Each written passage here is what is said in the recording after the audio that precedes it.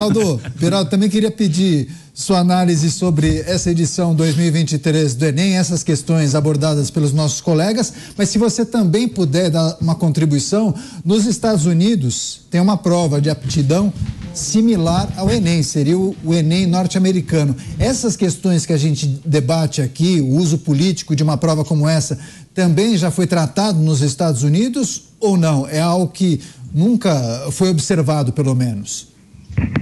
Caniato, o processo de admissão nas universidades e faculdades norte-americanas é um processo bastante amplo. As universidades, elas têm a autoridade para dizer se aceitam ou não um determinado aluno, independente do resultado obtido no teste, né? Que lá é o SAT. Eu fiz isso há muitos anos e em nenhum momento houve ali qualquer tipo de pergunta ou de pegadinha ou qualquer coisa que pudesse ser relacionado a algum tipo de militância. Porque o teste, como eu disse, é uma nota que você tira e você aplica para a faculdade, eles querem ver o seu histórico escolar, como é que eram as suas notas durante a escola. Uma carta, né? Uma carta de recomendação, enfim, é todo um conjunto de informações que a universidade avalia se você está apto ou não a atender aquele curso. Aqui no Brasil, a gente precisa lembrar que antigamente, na minha época, era o vestibular, né? Você fazia o vestibular para a universidade determinada que você queria. E aí criou-se o Enem, que era, como o Zé Maria disse, um instrumento de facilitação para você ter uma nota única, uma avaliação única, e as universidades poderiam criar um critério mais uniforme de escolha dos seus alunos, o que me leva também a colocar uma crítica aqui, a questão das cotas, Caniato. Se você tem um sistema de escolha para ingresso nas universidades que não identifica cor, que não identifica preferência sexual, não identifica absolutamente nada, então você tem uma forma eficiente de estabelecer um padrão de conhecimento.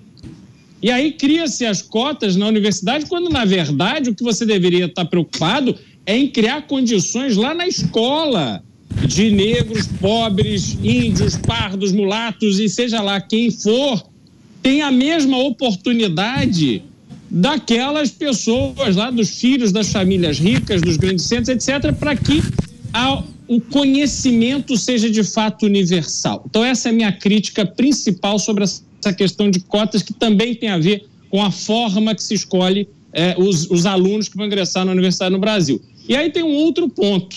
A partir do momento dessa prova única, que é o Enem, foi visto pela esquerda como uma forma de antecipar a doutrinação, porque nós sabemos que as universidades brasileiras, em geral, são máquinas de doutrinação. E a gente está vendo lá na faixa de Gaza o que acontece quando se doutrina jovens, cada vez mais jovens, com um determinado propósito.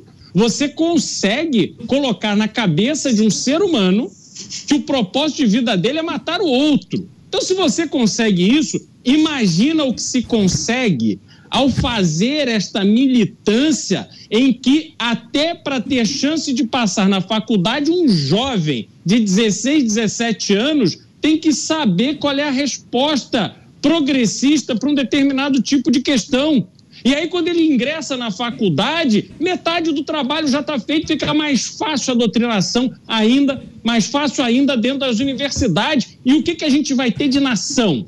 Nós vamos ter na nação brasileira, no futuro da nação brasileira, um universo de pessoas que vão criminalizar o agronegócio, que é o que gera prosperidade no país. Vá conhecer o interior de São Paulo, quem não conhece. Regiões agrícolas que se desenvolveram, que têm uma qualidade de vida excepcional, graças ao dinheiro que o agronegócio faz circular. E aí nós estamos assistindo estados como Piauí, Maranhão, Tocantins e tantos outros, tendo a oportunidade agora de desenvolverem o agronegócio para valer, para criar riqueza naquela região tão pobre há tanto tempo. E aí o que faz o governo? marco temporal. Vamos acabar com o marco temporal, porque quanto mais terra indígena houver no Brasil, menos agro, menos dinheiro, menos prosperidade. O governo que deveria estar preocupado em fazer infraestrutura para escoar, armazenar e escoar a produção, em criar universidades de agronomia para melhorar a qualidade da mão de obra que se dedicará a esse tipo de atividade, não.